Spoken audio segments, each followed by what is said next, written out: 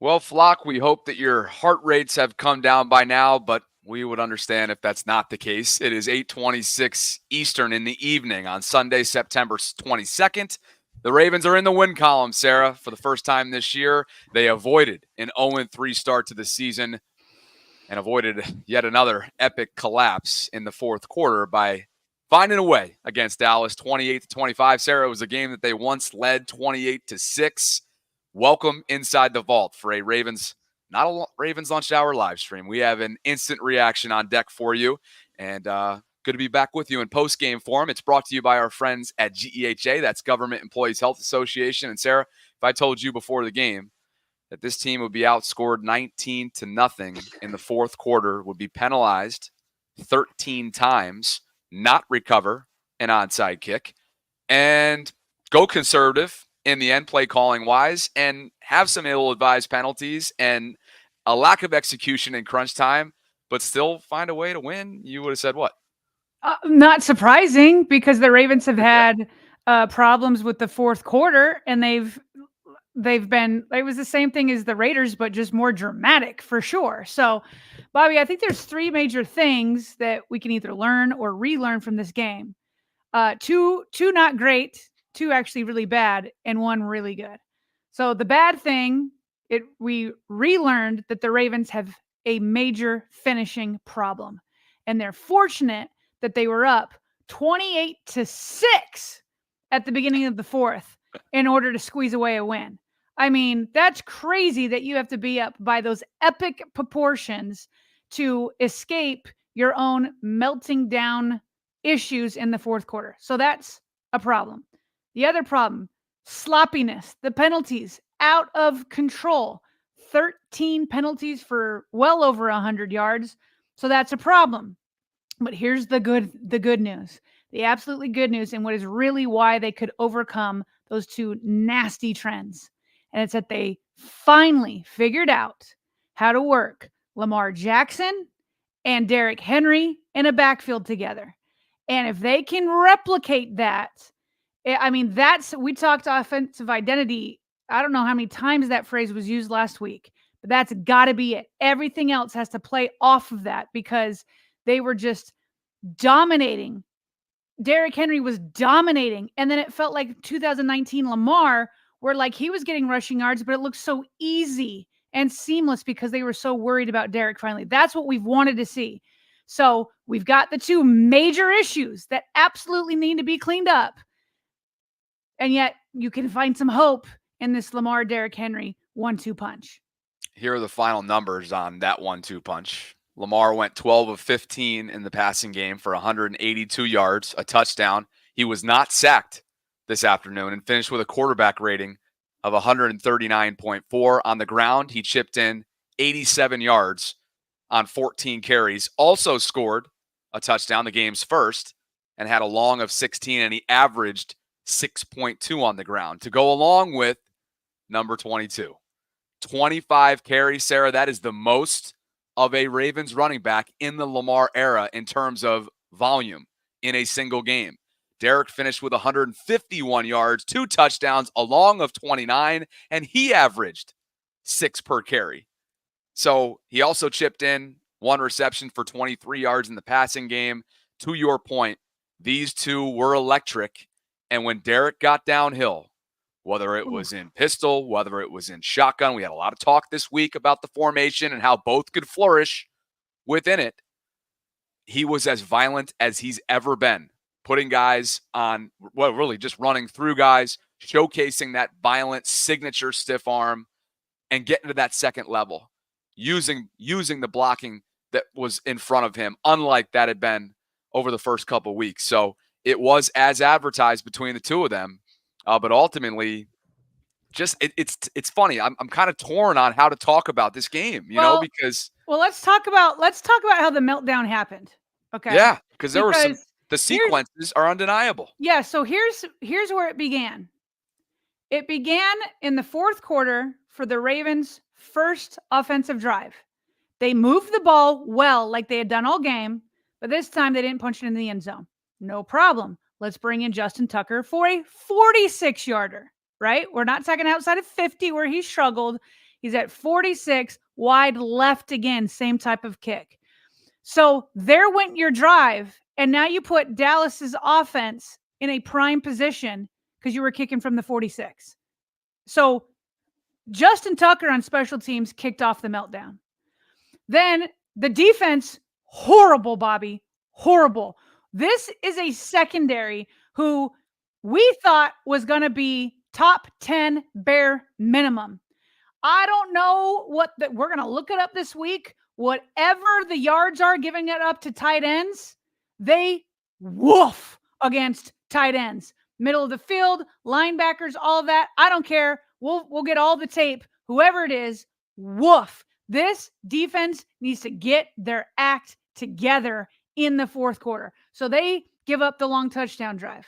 Okay. So then here we go. Offense. We're hoping the offense can close it out. They don't give a chance because Zay Flowers misses the onside kick. And sure, it's a goofy bounce. I went back and looked at it a few times. It's a goofy bounce. But then you give it right back to Dallas. And what do you know? The same ugly defense that we saw on the drive before was still there. So up to this point, the offense hasn't even had a real chance to close it out. I mean, they put you in position to at least extend the lead to 31-6. But Tucker, so now the offense doesn't even get a chance.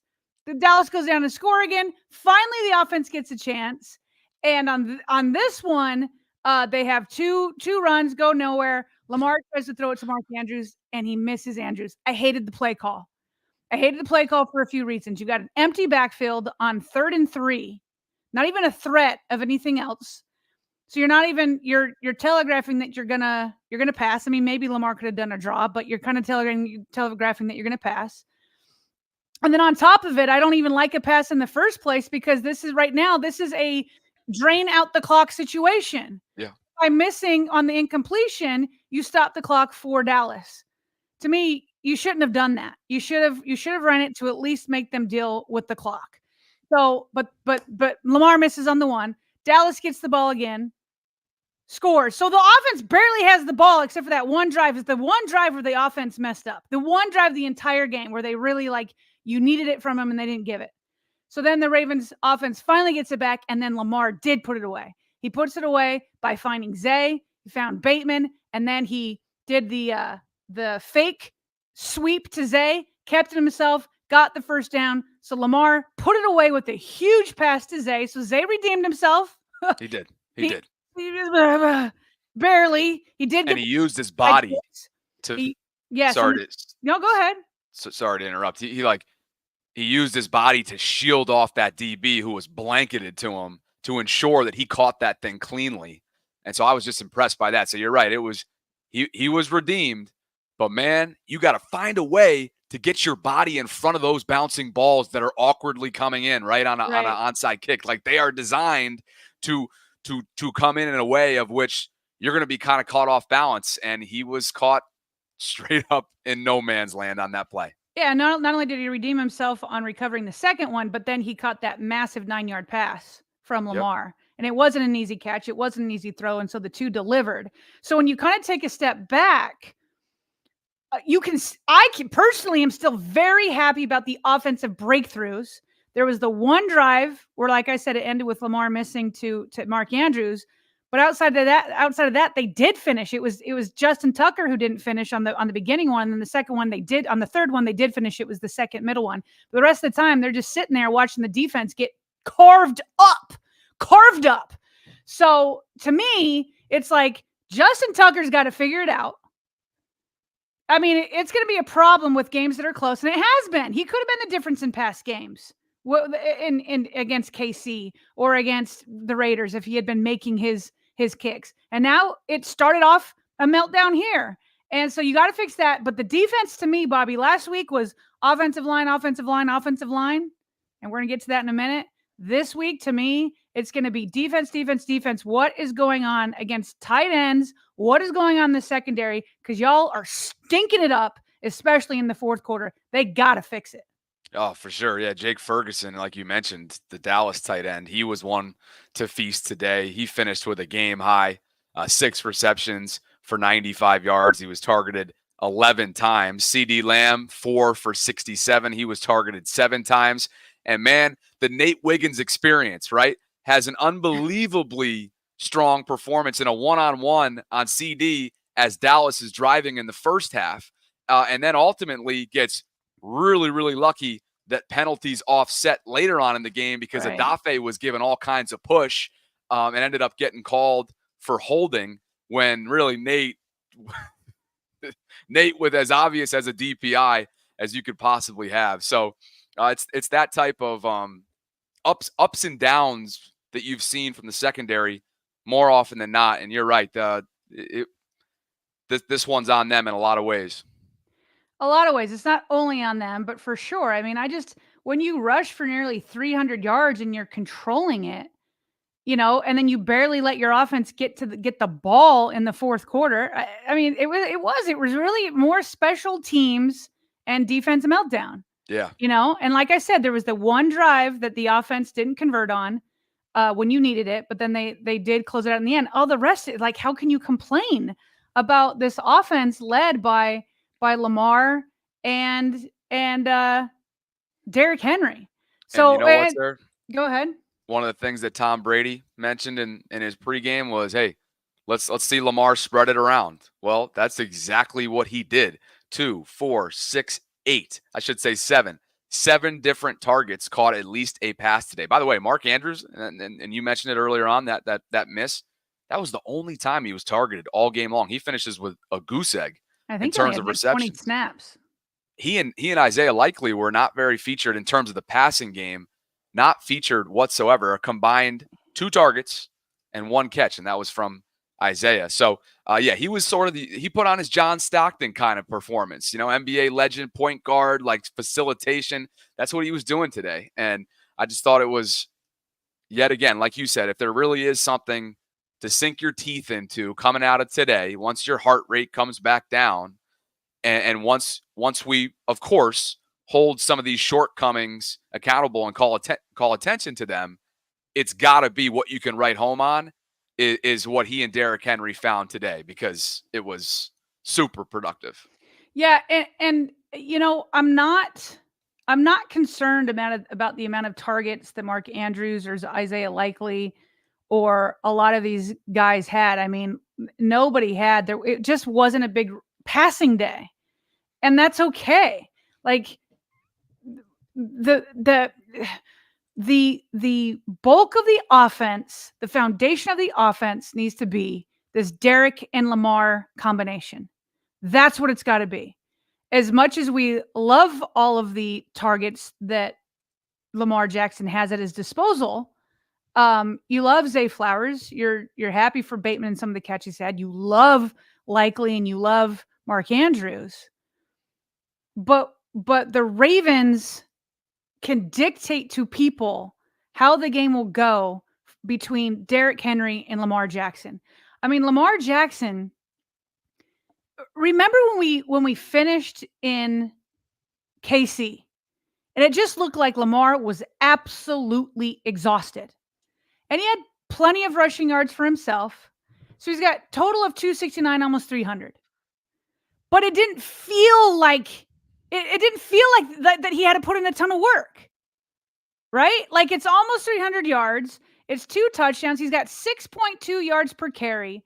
But it didn't feel like he had to do a lot of work because Derrick Henry was gashing this defense so badly that this almost never happens, but they almost had to take their eyes off of Lamar and focus first on Derrick.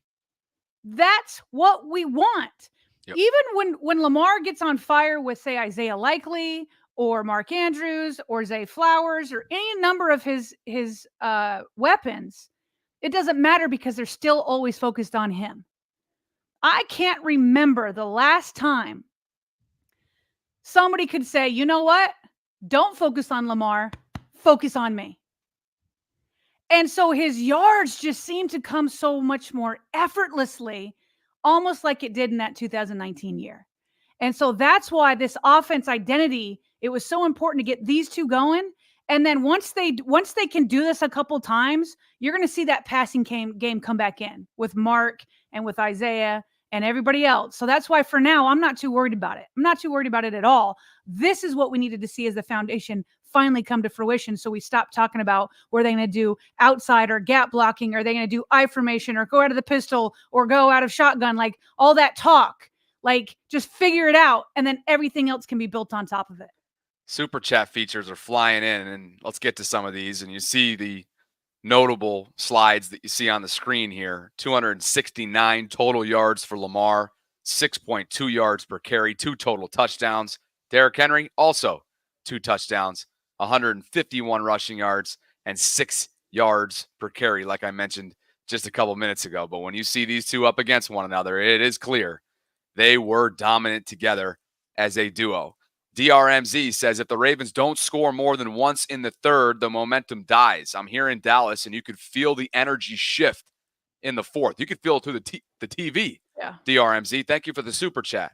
Brian Walters also was at AT&T. Fans were 50-50 split. So many Ravens. First 3 quarters were electric.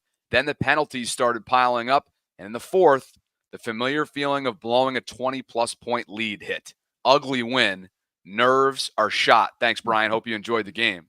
Evan says to say this game only exposed 2 issues is being far too kind. That fourth quarter collapse exposed way more weaknesses. Secondary is a major issue. I hear what he's saying. There's more than 2 issues. I'm saying big picture ones for sure, with penalties and just finishing. And a big part of that, as I said, was the defense and the special teams. But in no way is my opening dialogue comprehensive to all the issues. It was the top ones at the top of the list. Thanks, Evan. Ephraim says the collapse was aided by horrible defensive play calling. Why in the frick are we blitzing the house up multiple scores? Shades of the Wink years. King 95 says fire that war criminal and find a new kicker. Xavier says, sure, it's a win. I call it a collapse with a favorable ending. I kind of like that, Xavier. And Row Live says hashtag run left, hashtag NFL refs versus the Ravens. Thank you all for your super chat features. There are over 2,500 concurrent viewers right now. So thanks for being with us on this Sunday evening. We are in post-game live stream form. And if you could like the video, if you've been enjoying the content, subscribe to the channel if you haven't already done so, and hit that notification bell so you can be notified of when we're dropping our live content. We would appreciate it. How about this group? It was a noisy one this week, partner. It was very noisy and loud, including and critical. Inside the Vault. Yes, it was. We were among those noises, I guess. But those creating noise. Oh man, this was a screenshot that came across the Fox broadcast. This is like mid-third quarter when we're all feeling pretty good, right? Yeah, and at the time, the starting 5 that John Harbaugh stuck with today, Stanley, Voorhees, Linderbaum, Fa'alele, and McCary, left to right, 228 rushing yards at the time. Finished with what? Finished with 274. 0 sacks allowed. And guess what? That number also stands. 0 sacks allowed through 4 quarters. Well, when you're not when you're not passing a ton and you're running a lot, there's less opportunities. So let's take that in stride. And we should also mention that Dallas's defensive front is. We'll get there. I got slides on that. We'll get there. Dare I say pitiful? Yeah. Well, yeah. And so John Harbaugh was asked about this. I mean, he started with the same offensive line. And remember, on Friday, right at the end of the show, he had his press conference, and he said it's these at certain spots in the offensive line, there's competition, and he said you might see different guys in different spots. Then there were reports, Bobby, heading into the game. I believe was it Tom Pelissero? I think it was him that said the Ravens were planning to rotate in new spots. Then what's funny is he opened up with this 5 and really never rotated at all. Which is funny because he's rotated in the past. So here's his answer of why he ended up not rotating things, even though he indicated, and it didn't change anything, even though he indicated that he would. He said, oops, that's Lamar Jackson's quote. I don't know if I brought in John Harbaugh's. Yeah, okay. I did not. So basically he said, Well, they were doing really well, and he was like, whether it was run blocking or pass blocking, they were neutralizing Micah Parsons. And so he was like, I just didn't want to, he basically didn't want to mess up that chemistry. And I think that's I have the completely fair. specific quote for you if you'd like me Okay. to read it. Yeah. On why he stuck with the same O-line, did not rotate anyone. Quote, I was pleased. What made me stick with them was because they were doing so well. Running the ball, pass protection. They were doing a really good job of blocking. They took care of their pass rushers, especially Micah. So I just felt like there was no reason to make a change there. Perfect. Yeah. And he's right. Like there was no reason to make a change. Now, I thought they played really well. I think the one thing glaring right now, we'll wait and we'll always look at the tape. The offensive line is the hardest, unless there's something absolutely glaring. It's hard to grade them the day of the game. But I will say on the Fa'alele, there's two things I want to say about Fa'alele. On the touchdown pass to Rashad Bateman, Fa'alele picked up a blitz beautifully. Okay. It almost looked like they were trying to recreate what Max Crosby did to him last week. Okay. Only thing is that's not Max Crosby. So but good on him for figuring it out. But then in their second drive of the fourth quarter where they stalled out, it looked like Derrick Henry lost his footing. I went back and watched that during a commercial. Fa'alele got pushed back into Derrick. So that's why he lost his footing. So mostly a great day, but there was that one thing late in the game, which was critical. Lamar Jackson, did he go to bat for Daniel Faalele in the post-game press conference. Not only did he interject Faalele's name in his performance while John Harbaugh was talking, but then when they asked him specifically about Daniel, he said that he had seen everybody criticizing him. He said, of course I've seen it. I see a lot of things when they be tweeting and stuff, but that's just social media. At the end of the day, he's getting paid to do what he's supposed to do. He busts his behind each and every day. It's not like he's trying to mess up. All of us make mistakes out there on the field, but he came in clutch for us today. And I think I meant to put, I want the same people that was giving him doubts to praise him and give him the credit that he deserves. So I give him that credit for today, Bobby. But to your point, I'm going to need to see it more than once. Because coming into this game, PFF put together grades for interior defensive linemen throughout the first 2 weeks of the season. 3 of Dallas's defensive linemen graded in the worst 4. Okay. It's pitiful. So 3 of the worst 4 interior defensive linemen were graded the worst through 2 weeks. So listen, as much as I want to celebrate the offensive line, they're not going to be facing stuff like that every week. No. So I love that Lamar Jackson went to bat for Daniel Faalele. And I do not question Daniel Faalele's work ethic or the fact that he's working his butt off or the fact that he's not trying to mess up. I don't think any of that's true. I think he's being asked to do something that I don't think he's quite ready for against average to elite defensive lines. So I'm giving him his flowers for today, but I will not be lulled into a false sense of security, Bobby. I think it's fair. Last week, they gave up 190 on the ground, 274 today. I mean, in the first half, it was just demoralizing. It was a demoralizing performance that the Ravens gave Dallas in that first half. So much so the Fox broadcast kept cutting to the sideline, to the Dallas sideline, and CD Lamb was dressing down his teammates. I mean, it looked like it was hell on earth over there on the sideline. And so, what was the score at the half? It was 21-6 at the half. Ravens only put up a touchdown in the second half. And like we said earlier on, they were outscored 19-0 in the fourth and win this ball game. So they dominated time of possession almost by 10 minutes. They won the turnover battle, but again, negated for 105 yards on 13 penalties, one of which Adafe Owe just had some comments on post-game that we'll have to bring in here in just a second. That's getting some reaction in the Twitter sphere. He's mad at the penalty? Yeah, you want to go to it now real quick? Sure. All right, so this is the quote on the It's funny to refer to it as a roughing the passer penalty because it was such a standard tackle of Dak Prescott. But I'll call it what it was called on the field, which was the roughing the passer penalty. And here's what he said. He goes, the referee was just smiling at me the whole game. Ah! Whenever I would ask him about a call, he would give me that little weird smirk like he knew what was going on. Just have to play through it, find a way to put him down a little more gently. So Adafe choosing his words carefully, but at the same time, making it clear that he did not agree. And guess what? Pereira didn't agree. NFL rules analyst for Fox. Twitter didn't agree for whatever it's worth. And I know you and I sure as heck didn't, because that was about as tic-tac as it gets. Yeah. Here we go. I think I finally found it here. Yeah, no, it was bad. He made contact with Dak Prescott as he was releasing the ball. Okay. So there's no issue there. There's no late hit.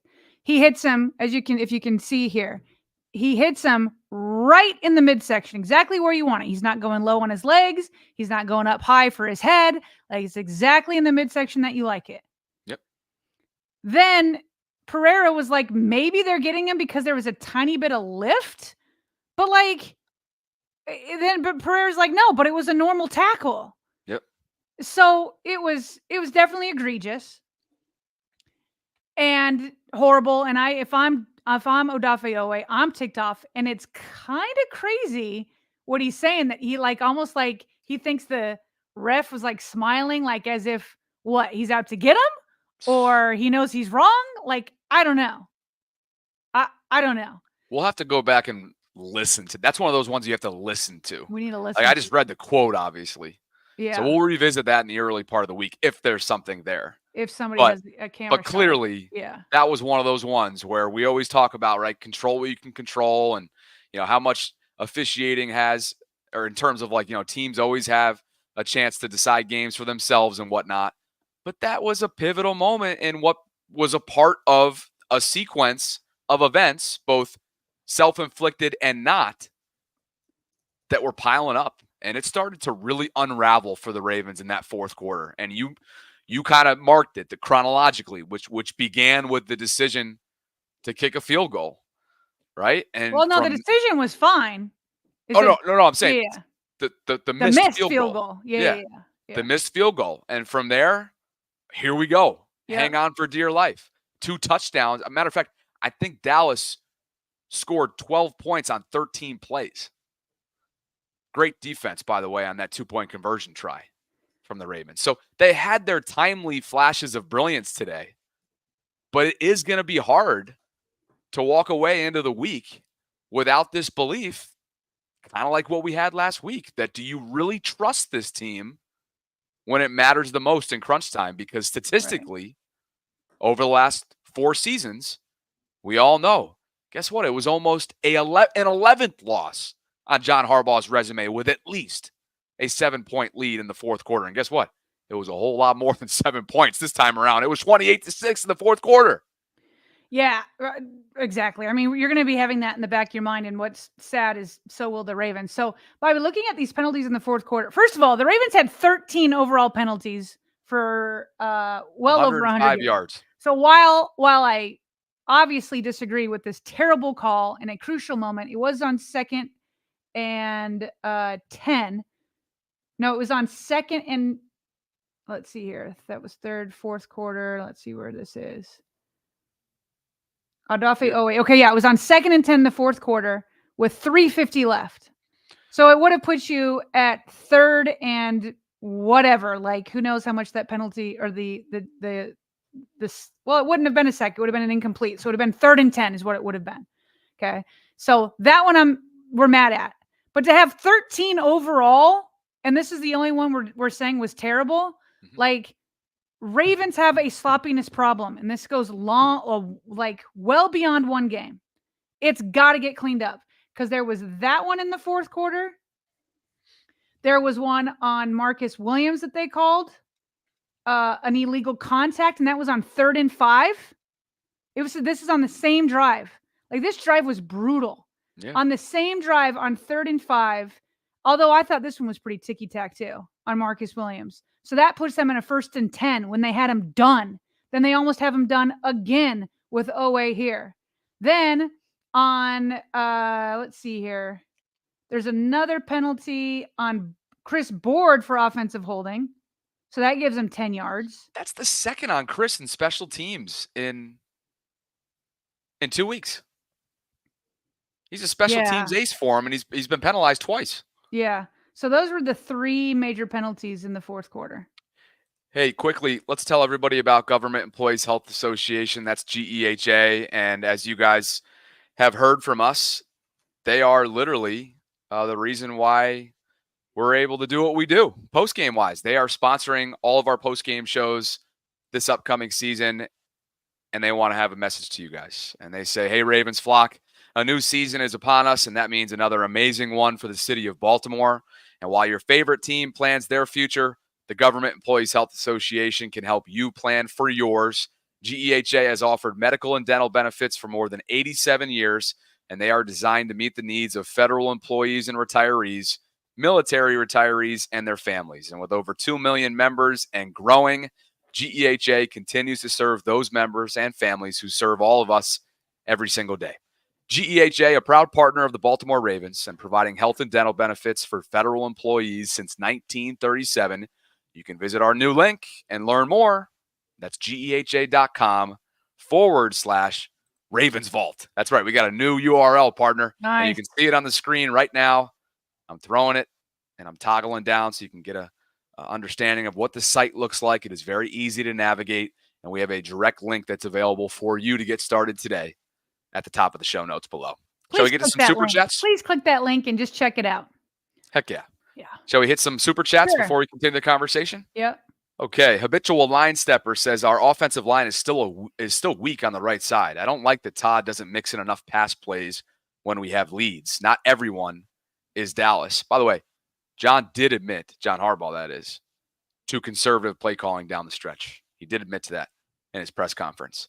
Adam Legend says sticking to it when things aren't going your way and coming out with the dub speaks to coaching and perseverance from the players. Big W. Kevin says, was I the only one who noticed how happy/relieved the whole team was when Bake got that tutty? You know what's funny about that, Kevin? I noticed that all he did in terms of celebration was hug his teammates. That's just what it was. So, yes, I did notice that. Good observation. So relief from Bate himself? Oh, this is cool. Yeah. By the way, did you guys notice Lamar definitely was celebrating before the ball even got there because he was wide open because they were all, again, focused on the run game. I love it. Yeah. Look at that. Where's the ball's in the air, you said? I tried to circle it, but I couldn't find it. But I can tell you watching it live, it's a good ways away.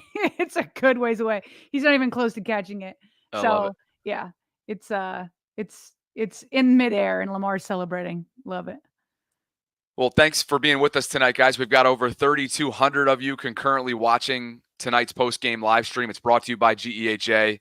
And if you do us the favor, if you've been enjoying it, please like the video. We've got almost 1,000 of you on YouTube and just 228 likes. So if you could take a second to like that video, subscribe to the channel for daily Ravens content if you don't already, and hit that notification bell so that you can be notified of when we're dropping our live content. Where to next, partner? Well, I just wanted to say, speaking of relief, did you guys catch Lamar's post-game interview with Fox?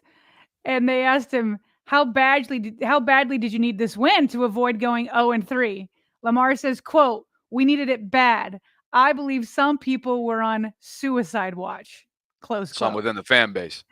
I don't know. Would have been inside the building for all I know. Oh. I don't know. Tom Rinaldi's face was hilarious. Tom was like laughing. He couldn't believe Lamar said that. Yeah. But it was cool to see Rinaldi with him. You could tell that Lamar remembered him from like the college days. Did you notice their embrace? Yes. From the upward angle that the Fox camera gave after the interview was over? Yes. That's exactly they what hugged each other. They hugged each other significantly. Guess what, Sarah? This is a work computer of mine, and it's your administrator has sent a reboot command to this computer. Please close out of all your applications. Not right now. No, we're post game. What are we doing here? Okay. This You happens gotta get a every hold once of in a them. while. This happens every once in a while. I never thought it would actually happen during a game. You guys want when to do it it does happen, Saturdays. it'll come literally. I'll come back in literally less than 2 minutes. So just know that's going to happen in a second. Where do we want to head next? God. Well, now that we've, I think we've dissected the heart-inducing issues that happened tonight. Can we go back and relive some of the first three-quarter moments? Can we just enjoy them for a second? Just for a second? We I should. think we should. I think By we the should way, celebrate them. Lamar's 21-1 now against NFC. Yeah, I think that's it. I think we lost Bobby. But what's funny is I feel like I remember this happening to him before. And yeah, he's gonna tell those guys not to do this on a Sunday night. Hello, where's Trippy? Hello, don't put in a forced shutdown on a Sunday night to update your computer. Let me remove him from the chat. Okay. So as I said, now that we've kind of hit on a lot of the issues that happened and that definitely need to be addressed, I do want to give some flowers and go back and enjoy the early parts of the night, because it's these early parts that helped them withstand this comeback from the fourth quarter, this attempted fourth quarter comeback. Derrick Henry, at one point, and now that Bobby's out, it took our slides with him. So now I got to bring those back in. What an absolute mess. And I hate that. So we use StreamYard, and StreamYard doesn't leave in our media if one of us has to leave. So I'm bringing back up the slides. Sorry. Bear with me as this comes back in. I can already see Bobby coming back in. Bobby, it took the slides. I was in the middle talking about a slide with numbers, and it took I'm the running slides hot right with now. you. What a mess. This feels like the beginning of the fourth quarter of the Ravens game. Let me just be honest here. I'm running hot right now. You know, what the? How did that just happen?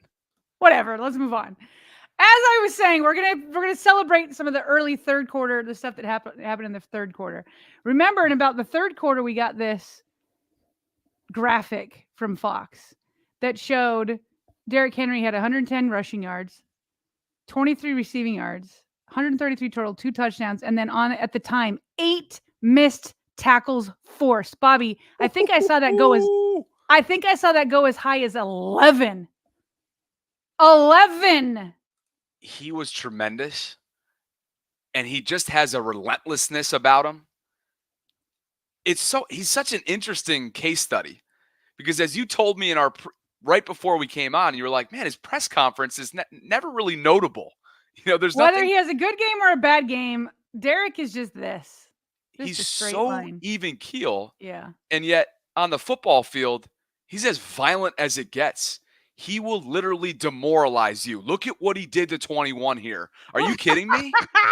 His and giant I love that he wears hands. yellow gloves so we can see it. Oh, you can see it full blown. He's got giant hands, and he absolutely ruins 21's neck. He ruined his day in the second level there. And so anybody who thought that Derrick was washed in the offseason because he wasn't a part of the first frenzy of signings on day one at the running back position in free agency, think again. We're going to keep your receipts. He is the outlier. Tom Brady said it himself on the broadcast. He is the outlier. He continues to show you why. And this was the first true example of a breakout game in his new chapter in Baltimore. Oh, I loved it. I loved it. Bobby, it was one of those things where it's exactly like you said, like everybody was like, this is going to be a fantastic pairing, Lamar and Derrick. But what if he falls off a cliff because he's over 30? And it's like, dude, not only is he not falling off a cliff, but he, was demoralizing people. Just like there was no way they were going to bring this man down. If the offensive line was just going to give him even a simple crease, he was just going to go. That one touchdown where he broke like 3 tackles and he just kept and I just thought to myself, I've wanted this to where you do take attention off of Lamar Jackson. It's so hard to be good enough on offense to take attention away from the reigning MVP, a 2-time MVP. And that's what he did tonight. Yeah. It was absolutely delicious to watch. I thought too, the way that the Ravens really thought, and this is when you thought the stranglehold was on. You have a dominant end of the first half. Mm-hmm. And because Dallas chose to start with the ball, that meant that, by the way, tails fails for the Ravens on the coin flip. But in the second half, that meant that they started the third quarter with the ball. And Todd Monken refused to be denied. He came out in that third quarter and said, guess what? We're going to demoralize you more. And we're going to march right down the field and take even more of a commanding lead into the second half. And here we go again, right? Similarly to the way in which we referred to the direct snap with 12 minutes left against the Vegas Raiders, which allowed the Ravens to go up by 2 scores. You thought, here we go. It's wheels up from here. And it wasn't. And it's so puzzling to think about why they go conservative. Who leads that charge? No. What do you explain that to me? What do you mean? Because are you saying after that? Are you saying that what do you mean by conservative? After that. It just, After even what? Harb said himself, I'm saying in the fourth quarter. This was in the third, right? I know, but what do you think they did to go conservative? What specifically do you want to see? What did you want to see different? Because really just exclusively using Derek, honestly, until they tell you, until they prove that it. is conservative. I'm saying until they prove Derek, to keep running with Derek is what they should have done, and that's what they did. At least if they started just throwing from then on out, that's why I didn't like the one play call on 3rd and 3 with an empty backfield, and then that's when Lamar missed Mark Andrews. Usually when people say I don't want to be conservative, that means don't run, you pass. But I don't think that would have been the correct move when Derrick Henry was doing what he did. So what do you mean by don't be conservative? Just honestly, whatever Harbs meant by him saying and admitting. So you're just using his words. You don't have a specific thing. Yeah. I don't agree. And Harb, I don't agree. Like what? Unless they're being more specific. Why wouldn't you keep handing it off to Derrick Henry when, listen, you called for it, right? You called for it and you got answered. You called in at halftime. You said, "Dear Monken." Dear coach. Dear Coach Monken, or whatever you said. You said, keep feeding Derrick and demoralize these guys. And they did that. So if you were to write a between a third and fourth quarter note to Todd Monken, what would you have asked him to do then? To suddenly start passing? Do you feel like in the fourth quarter, that drive that they came out in the second half with in the third quarter, do you feel like you saw a lot of that? Like the opening drive? The opening drive of the fourth quarter. Let's bring it up. No, sorry. The opening drive of the third. Did you feel like you saw a lot of that once we got to the fourth quarter? What's that? What do you mean by that? The way in which they used Derrick, the opening drive in the second half. Yeah, they were running with Derrick, and it's what they did in the fourth quarter too. I don't know. Well, be specific. You're just like pawning it off to Harb. So be specific. What do you mean? I want more of a variety. Play action, pistol. Well, you're saying that looking back. I can say that looking back too. But I'm saying why would your letter to Todd Monken have changed between the half and the third quarter? Because he did exactly what you asked in the third quarter, and Derrick Henry gashed him. Right. He gashed him. So I'm open to whatever you're saying, but I need more detail. Because to me, the game plan of letting Derrick and Lamar go back and forth was dominating the game. And because we're so upset about the fourth, we start saying, wait, what happened there? But again, to me, the meltdown in the fourth quarter was more special teams and defense. The offense hardly got the ball. The offense moved the ball on the first drive and set up Tucker for a field goal, which he missed. It was a very makeable field goal. Then they didn't get the ball back because of the onside kick. And then they go again. And like I said, it was the one drive in the second drive of the fourth quarter. They went to Derrick Henry 2 times in a row. And one time, Fa'alele got pushed back, and that's when Derrick Henry lost his footing. And then the one criticism I do have of that is when they actually did try to pass on the 3rd and 3. And I think it was the wrong call. I think they should have ran. And even if Derrick was coming off or whatever, because I didn't want the clock to stop.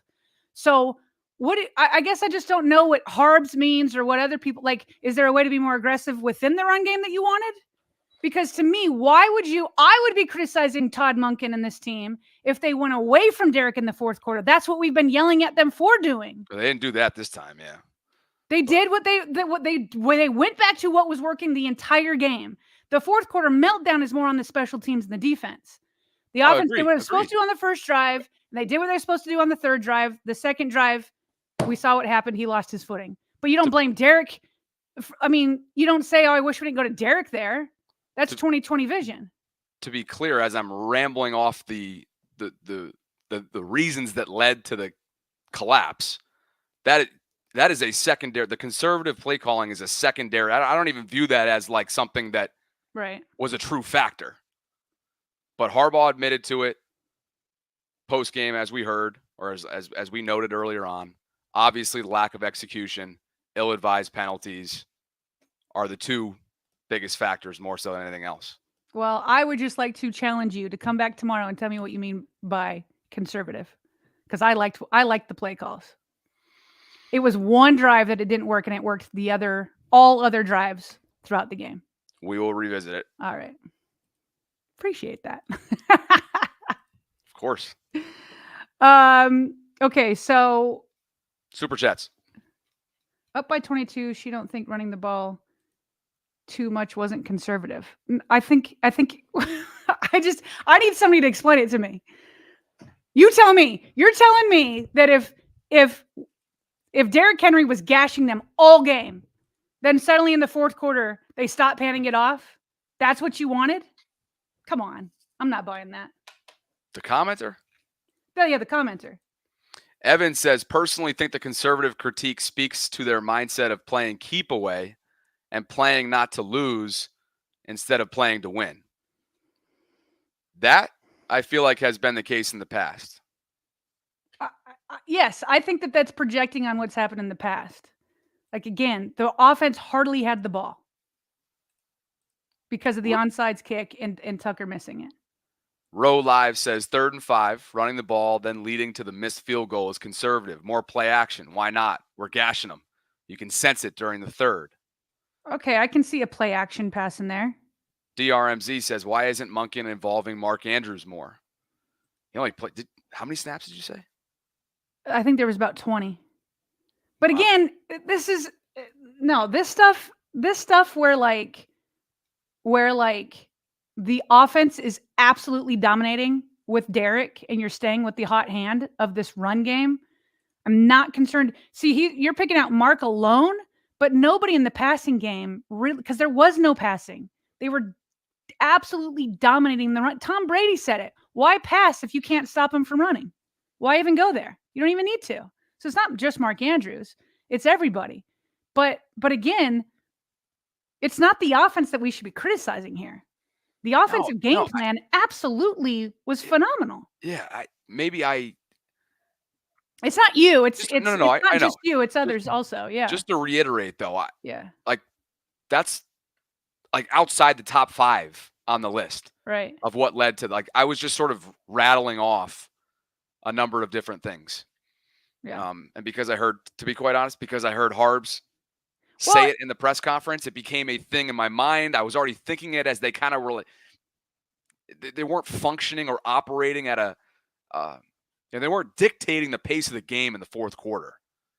And that sometimes leads me to when a team that has historically throughout the Lamar era and throughout this short-lived Monken era so far dominates time of possession. Just didn't feel like they had any kind of control in terms of the pace of play, the way it was being played in the fourth quarter. Elon says, Bobby, next time you get that restart notification, open. I love when people put super chat features to weigh in on non-football. Oh, he knows how to content. abort it. Okay. Is it Elon? Elon? We'll go with Chase. Sorry, I'm botching your first name. But Bobby, next time you get that restart notification, open the command terminal and type shutdown A. Aborts the restart. Okay. I'm also going to talk to the company that I work with as well. It's actually really nice that they allow me to use a laptop through them. So JL Flock Gang says, smash the like button. Y'all show some love. # flock up. And he also sent Another one. Appreciate you. Hello, it ain't the first 48 minutes, Todd. It's 60 minutes, Todd. Oh, I think he's quoting Trippy.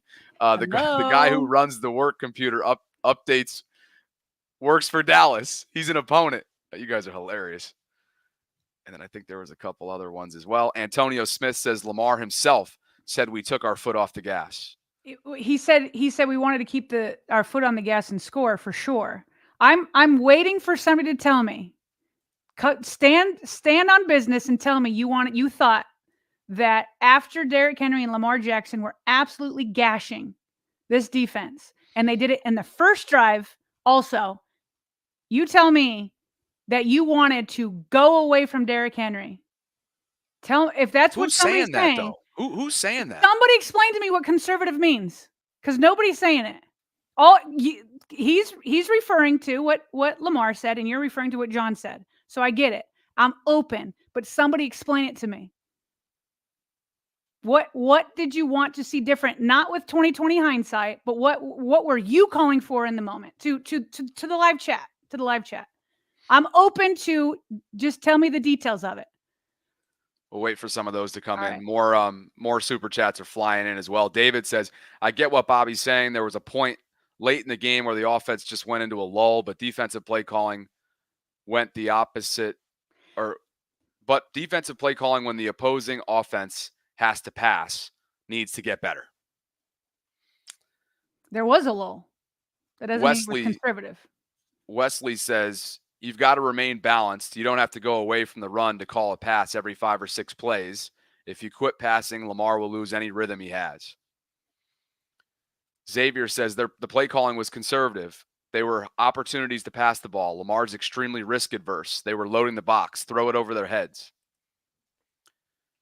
Tank Bromansky says was likely hurt this game. Wasn't on the injury report. He and Mark were just everybody's asking, like the people who were like, people are asking if Tucker was hurt, if Likely was hurt, was Andrews hurt?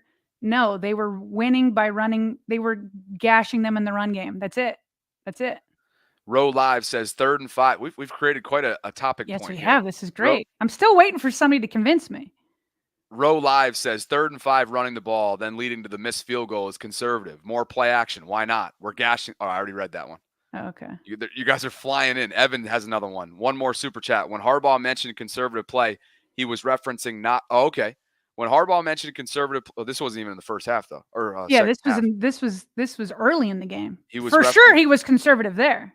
He was but I thought it was related to the second half though. He answered that question, right?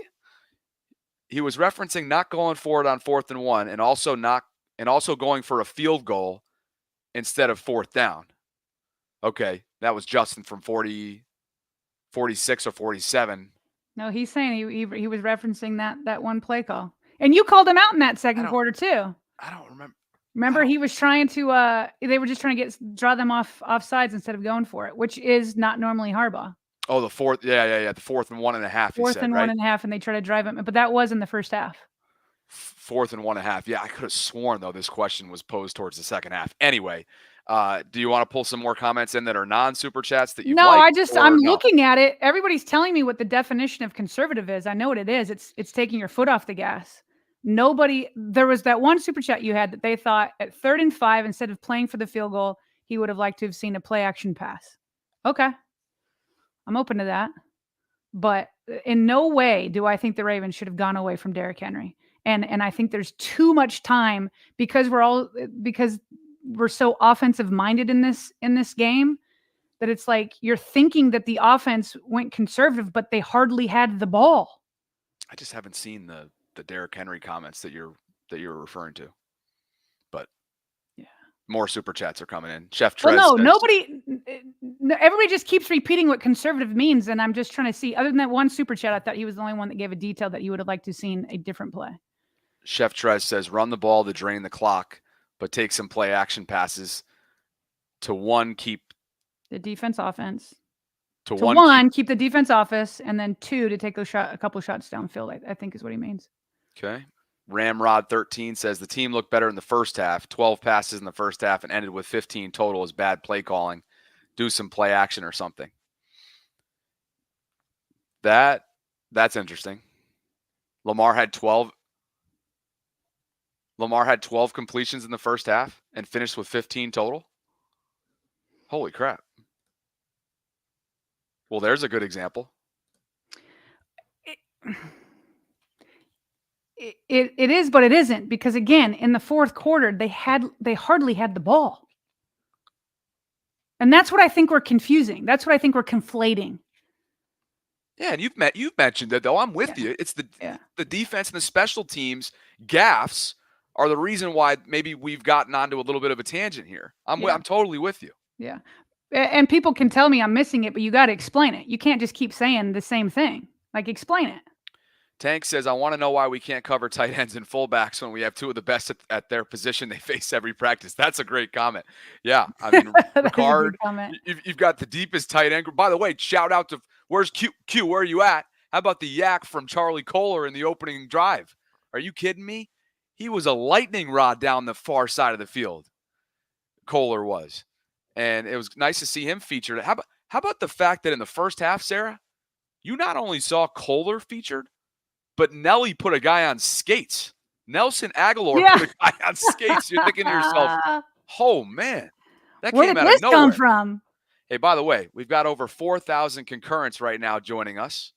And if you'd like to weigh in on the topic at hand that we've somehow gotten into this conservative topic, please do in the comments section. Thank you guys for being here. Like the video if you're enjoying tonight's show. The Ravens are victorious, 28-25. Avoid what would have been a debilitating 0-3 start. And now, 1 week from right now, we'll host the Sunday Night Football Buffalo Bills. Oh, look at Nelly. Look at Nelly. How old is Nelly? 51 yards. He got some yak, but he just looked explosive, didn't he? That straight line speed that he showed on the far side of the field. That was, I didn't know 31-year-old Nelson Aguilar going. Oh, man. Honestly, I thought it was Zay at first. And I was like, oh, that's Nelly running down the field like that? I didn't know he had that in him. There we go. So, let's see. What else have we missed?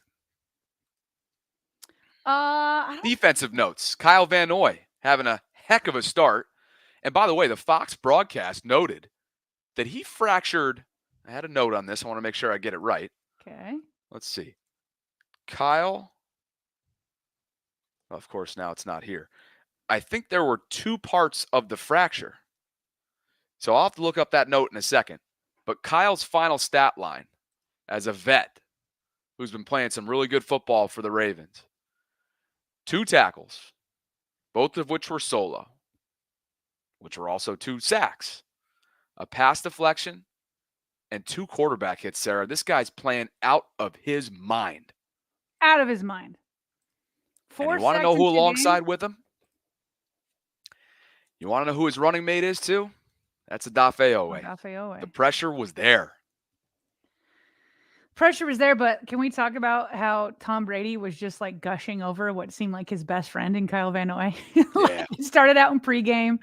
The Ravens social media account I got a video of them talking beforehand, and they're like, I don't know if anybody watches Seinfeld, but they were like close talkers here. You know, they're like right up in each other's faces, talking. And anytime Van Noy did something, he's like, "That's my former teammate." Like, just every single time, seemed like he was genuinely happy, and it's because he is. He's like this. I don't know, what is he? A 12-year vet now, He's been around. And he's never really had a chance to be a pure pass rusher until he came to Baltimore. Really, they've used him as a drop back outside linebacker in the past, and not only with the other teams, but I thought that's what he would do more here. But he's been more of a pass rusher, and Tom Brady noted that tonight, and it just is making you feel pretty good about, okay, Odafe Oweh is breaking out. Van Noy is still sipping from drinking the right water to keep him young, right? Just the fountain of youth. And so between the two, it's making you feel like, okay, it was okay that they moved on from Clowney, although I'd like to still have him too. But between these two, you're feeling pretty good. 4 sacks over the last 2 games. And he actually just tweeted out a message. Let's see what he had to say here. He's been active on social media too this year. whether it was ripping the Chiefs training staff or so his pregame message was a champion is not made in the ring, but seen in the ring. Game day, we need it. LFG. There And the you go. postgame message, don't ever let somebody stop you shine on to the next. Love I it. like that. One other thing I do want to point out is, you know how they always script the very first offensive drive?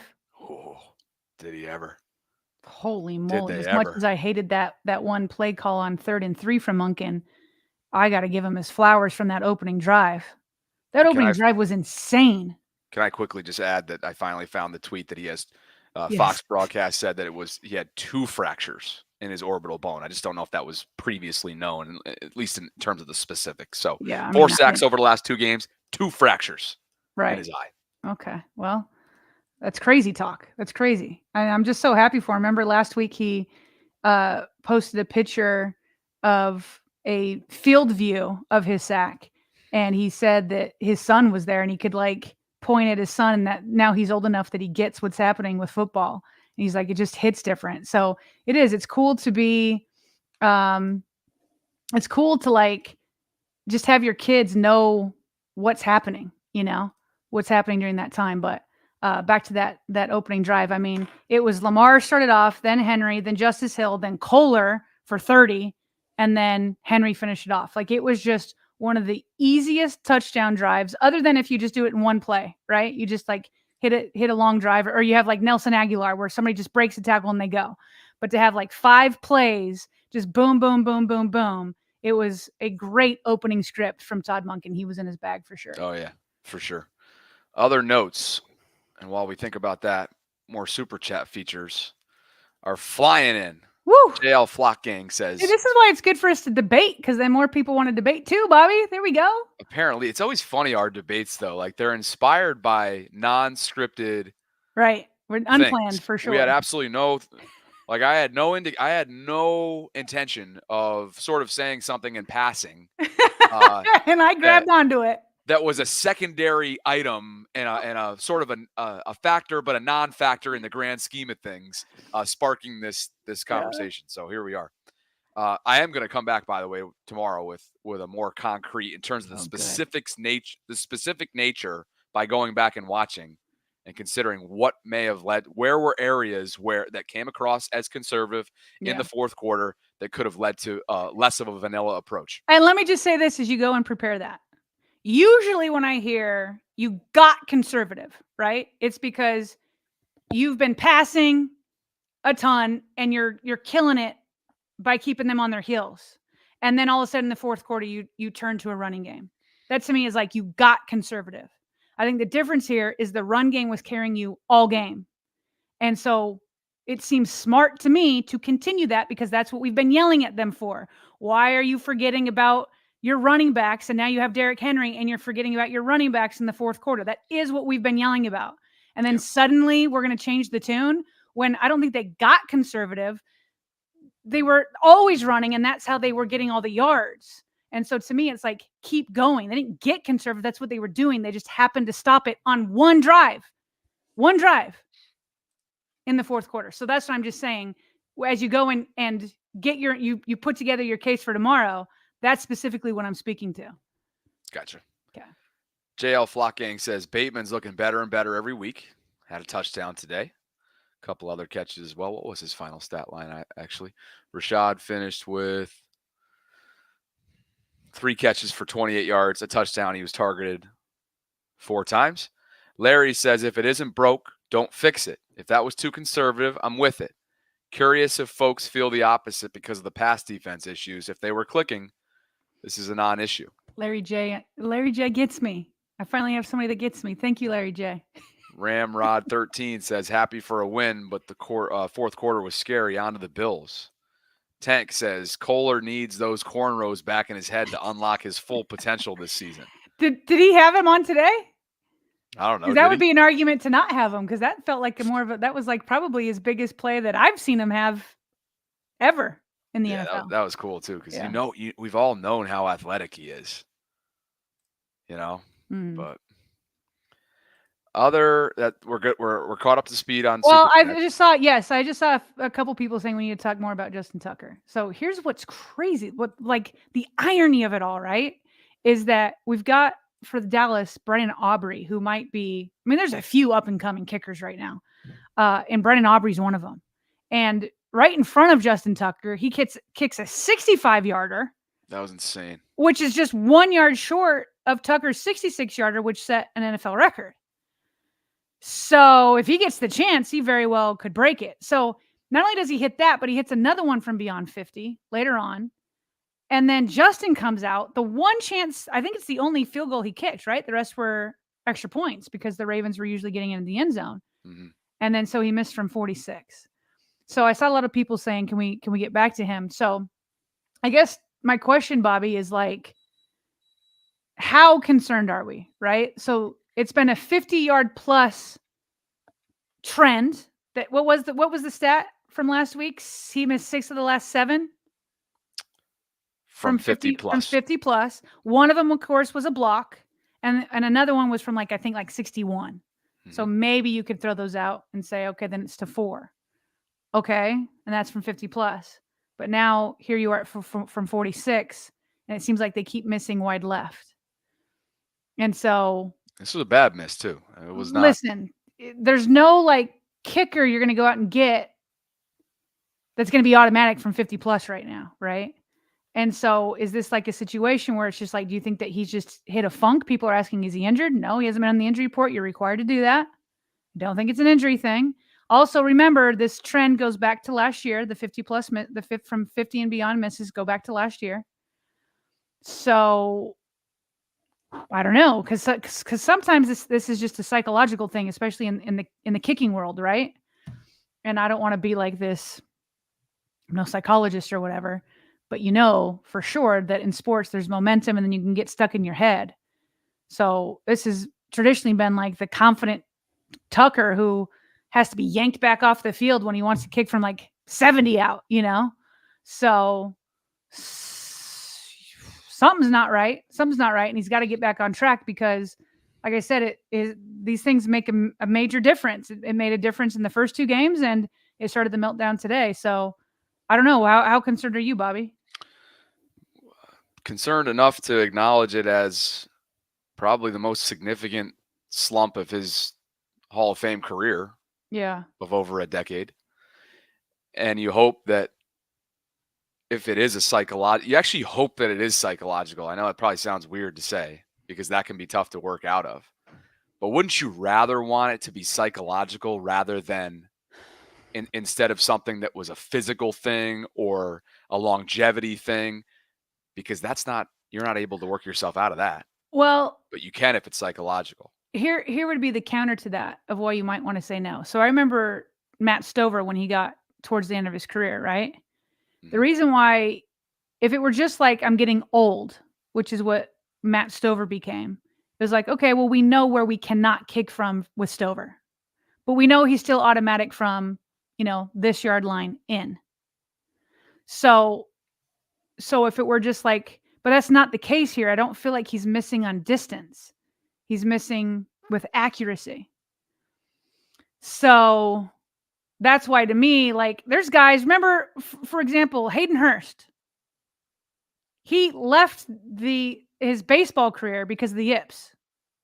So in some ways, it's you don't want it to be a psychological thing because it's how do you snap out of that? You don't know when it's going to happen. You don't know how it's going to happen. You don't know what the key is. Whereas if it were just a physical, I'm losing my leg a little bit, then it's okay, well, we'll just adjust and know that Tucker is still automatic from 50 in or whatever it is, because that's what Matt Stover was. He didn't have as much depth, but you could still rely on him from a certain amount in. So that's why I'm I don't know if I want it to be psychological unless, Tucker's able to snap out of it real quick. But that's easier said than done. Well, you wonder how much it starts to become a factor in John Harbaugh's mind as the decision maker here. Yeah. And clearly it wasn't enough, at least before today's miss. His recent slump prior to today wasn't enough to impact John's decision on what? Fourth and 3 when he missed? I can look it up. Well, I do know that it was 3rd and 5, which is what the one super chat was saying, is on that 3rd and 5, he felt like they settled a little bit there for the field goal. But let's see here. Missed field goal. It was 4 and 2. Okay. 4 and 2, and then when they punted, it was in the first half, it was 4th and 1.5, I think. Right. Right.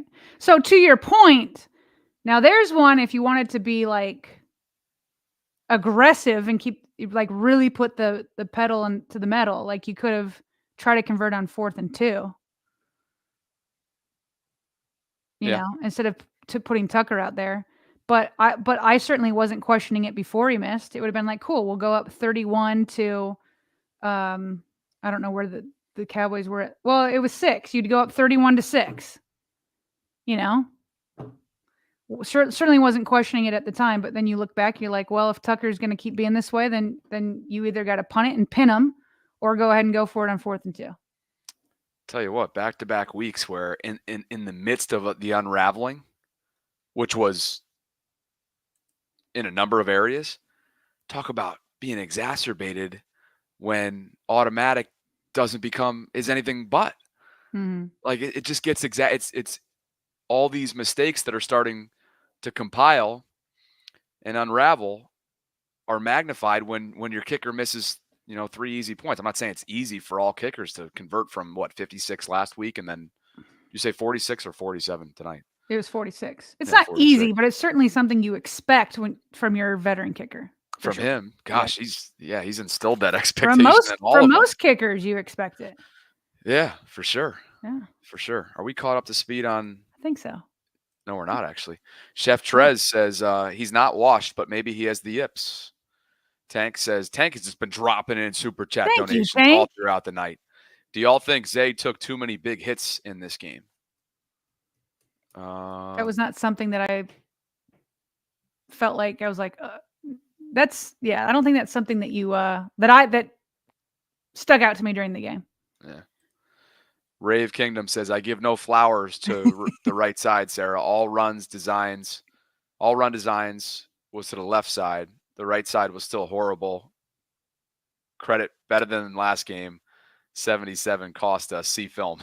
I felt like a lot of the good runs were up the left side, but there were actually a couple. In fact, I think that one where he broke a couple of tackles and had his long touchdown, that was right between, if I remember it correctly, I think it was between Linderbaum and Fa'alele.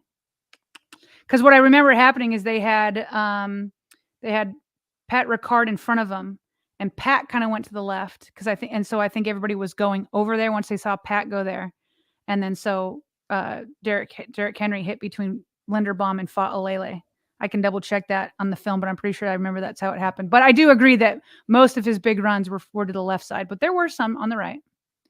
There's a couple of things that I want to look. But I'm still with Rave Kingdom here. I'm not convinced yet. I'm hear that, Rave? Tonight. She's with you, Rave. Good bounce back for Jordan Stout. Pinned Dallas at least once that I had a note on here. The first, matter of fact, I think it was in the opening quarter, 55 yards. Pinned Dallas down to their 7-yard line after just a rough 24-yarder that was negated to 19 with a penalty last week during the unraveling against Raiders. Just making sure that we're being as thorough as possible here with. As you look that up, Chiefs are in another close game. Oh, we got to do AFC North. That's what I forgot. Yeah, we'll do AFC North, but Chiefs are in another close game, which they have been the first 2 weeks, first against the Ravens and then against the Bengals. They're losing 14-10 right now to the Falcons, but they've scored 10 in the second quarter, 0 in the first quarter. So they're trending up. And if there's a close game between the Falcons and the Chiefs, I mean, I'm not betting against the Chiefs. But obviously cheering for the Falcons. Bengals play tomorrow night against the Commanders, so it's easy to see them get to 1-2 with the Ravens also. Browns dropped to 1-2. They stunk. I watched that game. They stunk it up. Yeah, let's get into these two games. Like you said, since he's playing on Monday night, it's a doubleheader. Monday night doubleheader, Jacksonville and Buffalo. Short week for Buffalo, who's coming to Baltimore a week from tonight, like I mentioned. So Jacksonville and Buffalo the first game, and then 8:15 is Washington and Cincy. Pittsburgh's 3-0. Pittsburgh leads this division right now through 3 weeks at 3-0. And Chargers are quality. I mean, they're not the Chiefs or the Bills or the Bengals, but they're quality. Yeah. Well, Steelers have a formula that you can't get lulled into. And this is why I'm going to be nervous when the Ravens play them, even if the Ravens have a lead. Steelers formula that's been here for a couple years now, especially since Big Ben left, and you saw it again today. It's just keep things tight and close, even if they're just like they could be behind, but they don't get too far behind. Okay, they keep it tight and close, and then usually between either late third quarter or early fourth quarter, they hit one huge play, just one. Today they had a couple more than one, but they always have one big play where you either blitz and you get caught. That's what happened today with the slant. Their receiver goes to the house. And then once they get up on that big play, the other team starts to panic because they know how hard it has been up to that point to even score as many as they have. They may have had the lead, but then you start to panic. And then when you panic, that lets the Steelers defense just do its thing. I mean, it's a phenomenal defense. And they have the perfect quarterback in Fields to be able to play this other side of the ball where it's like you just don't make any huge mistakes and get that one big play. One big play is all you need in that end of the third or early fourth. And so I just feel like I see them win that way time and time and time again. And the Ravens, when they play them, are going to need a massive lead, which is easier said than done because Tomlin and John Harbaugh have been going back and forth, and they know each other's tendencies super well. He knows Lamar super well. And but the Ravens have got to find a way to get a massive, massive lead on them because that's their formula, and it works a lot. And it's worked. It's helped them get to 3-0 this year. PQ and Deshaun Elliott lead the way for them defensively today. 8 tackles for PQ, 4 of which were solo. He had a pass deflection. Deshaun, two former Ravens, 5 tackles, 4 of which were solo. So they lead the way there. And what did Dobbins do in this game? 15 carries for 44 yards on the Chargers side. Slow start for Gus Edwards this year, a lot of it which is due to the usage and snaps, but 3 carries, just 9 yards for Gus Bus. And Pittsburgh got decent production on the ground, 18 carries, 70 yards from Najee Harris. Cordero Patterson's also in their backfield, 4 for 33. And Justin Fields had a few keepers. I don't even know. Well, I didn't watch the game, so I don't know if they were design runs or not, but 6 carries for 6 yards. You don't need it because you're in market, but I obviously have NFL Sunday Ticket through YouTube TV. It's phenomenal because you can get 4 games all at once up on your TV. And it's better than Red Zone because you have control. So you start with the 4, but as soon as you see something that you like, you go into that game and then you can rewind to pick it up and watch it more detailed, and then you can kind of come back out. So anyway, that's how I was able to watch all of those games today. I watched all of them. And Chef Trez made a great comment. He said the Steelers don't panic. It's the opposite of what we see in Baltimore. That is so true. They are like the anti-panic team. They actually just want to anti-panic. They want to. They're gonna kill. They're the type that kill you by 1,000 cuts, right? Yeah, 1,000 cuts rather than doing what the Ravens did, but then panicking and giving up leads. Like they just want to keep jabbing at you, and then they make their one big move, and then you're the one that panics. They are the anti-panic team. They're the panic-inducing team. They stay in the fight. Pittsburgh 3-0, Baltimore and Cleveland 1-2, Cincy 0-2 playing tomorrow night. Let's take a close look at what happened in Cleveland, where the New York Giants, Sarah, the lowly New York Giants, came to Cleveland and beat the Browns 21-15. Bro, Neighbors. He was a beast. Saw some highlights of him. Yeah. You watched this one, so I'll let you talk. I watched that one too. And the post-game guys on Fox were like, I'm going to make this comparison, and we know how hefty it is, but the last time they saw a receiver playing like this was OBJ back in his prime. Malik Neighbors was making insane catches. I mean, making Daniels look like a phenomenal quarterback. I mean, it was just insane catches that he had, including in the end zone. And then the Cleveland Browns, they stunk it up. They caused a forced fumble on the opening kickoff. scored off of it. Great pass from Deshaun Watson, scored off of it, and then like did almost nothing the rest of the way. Just stunk it up. They are not good. They are not good. If the Ravens are to, the Ravens better sweep this Browns team, because woof. They've had trouble with that in the past, sweeping this team. Deshaun goes 21 of 37, 196 yards, 2 touchdowns, clean game, no interceptions. Wait a second.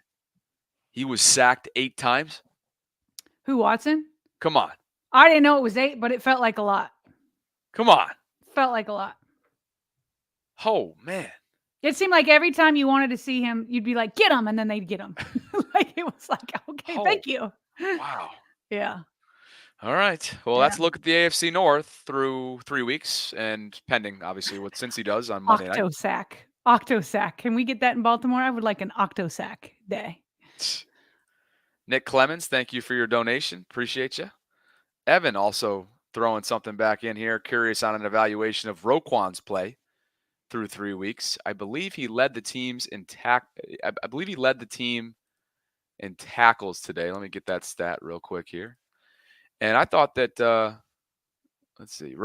Kyle actually finished. Good bounce back game for Kyle. He was flying around out there. Oh yeah, Kyle Hamilton looked like Kyle, more like Kyle today. Yeah, 12 total tackles, 7 of which were solo. He had a quarterback hit. Roquan had 11 tackles, 7 of which were solo, and he had a pass deflection. There's been a couple times this year where I've questioned not Roquan's stamina. There's been times, and maybe it was just the Chiefs game that's sort of been an underlying stamina thought. or speed? Shape. Feels as if he's been a little slow at times. Okay. I questioned his vertical on one completion today. What play was that? It was in the opening quarter, and I tweeted something about it, and I just thought that maybe he just got him off. Maybe it was like an awkward, and maybe it was just a nice teardrop from Dak. But I remember tweeting, like, I know that Derek has more of a vertical than this. Or sorry, I know Roquan has – yeah, I know Roquan has more of a vertical than this. Yeah. There's just been a couple times this year where I've just wondered – yeah, here it is. Who was it? You want to know what – quarter? Yeah. Go ahead.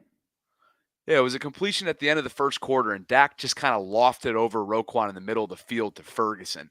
I just kind of felt like if Roe got a better jump on this, it's something he's got to have. It was just a tough – one tough rep for him among many other. He was a playmaker today. That was just one rep that stood out to me.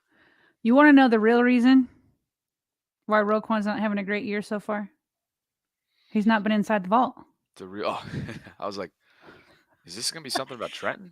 Every time he came on the vault, when we have it scheduled before the games, every time we had him scheduled to come on the vault, it was after a win.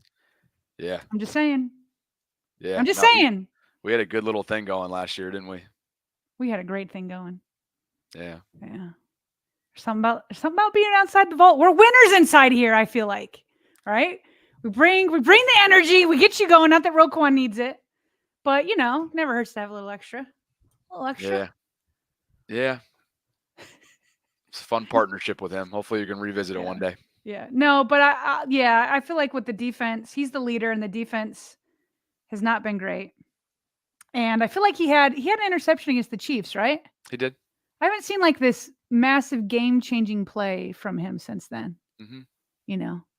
So yeah, just not quite the Roquan we're used to. I would agree. Yeah. Well, almost an hour and a half tonight. We went long, but hopefully you guys enjoyed it. We've got over 4,400 concurrently watching tonight's live stream. So just a tremendous showing from you guys. I believe we got up to over 1,000 on YouTube, and Sarah's Twitter's exploding as it usually does. And so if you guys, as always, could please like the video if you enjoyed the broadcast, subscribe to the channel if you haven't already done so, and hit that notification bell so you can be notified of when we're dropping our live content on a daily basis, which will next be tomorrow at 12 noon Eastern for a Monday Ravens Lunch Hour live stream. DeSales and Douglas, this is your monthly shout out. Thanks for the support that you give us through Patreon. And if you guys are interested in joining the Vault Patreon community this football season, you can visit our show notes or patreon.com/RavensVault podcast. A huge thank you to GEHA for sponsoring tonight's live stream. Have I missed anything? I don't think so. I think we thoroughly attacked it, but the best part about turning around quickly tomorrow is that we'll make sure that anything that we did miss or anything that needs to be discussed further, like the conservative play calling, will be revisited. And here come the last minute Here ones. comes some more super chats. That's right. Elon says, and by the way, Chase, give me the pronunciation of your first name in the live chat, please, will you? I just don't want to keep botching it. You say Roe needs to get on that Derrick Henry diet. They outlined it again today, where it's like no dairy, no gluten, no artificial sugar, not eat until 3. Although he said that not eat until 3 thing was more when he was with the Titans because they had a different practice schedule. Ravens don't practice till late, so he's like, I probably eat more earlier than I did back then.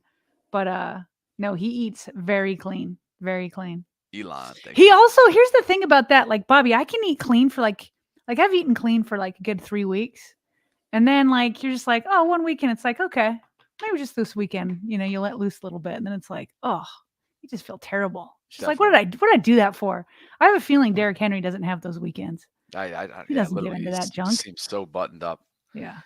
Thought that Tom Brady has a little bit of a learning curve that he's going through right now, and I thought he was good. His role as an analyst. You didn't think he was that good? I mean, you pay more attention to like the details of it because I know that's what you wanted to do. You wanted to be a play-by-play guy, right? Or like yeah. I think he's just got some fine tuning to work out. I think he'll be fine. But somebody like Greg Olson, who's been doing it for years and got demoted because Tom's Tom, you feel for. Greg's, I think, a highly skilled, quick thinker who's a tremendous analyst. And I think Tom has so much to give.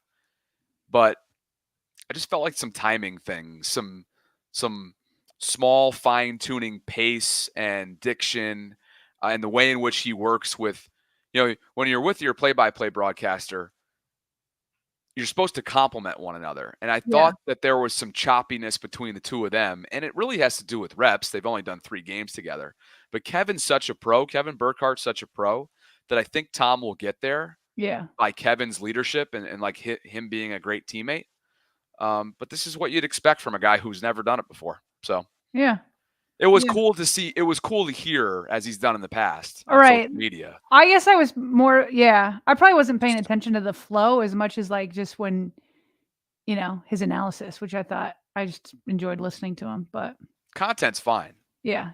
Obviously, like he knows his stuff. Obviously, so content. But you're talking more style and flow and all that, which is all important. Yep.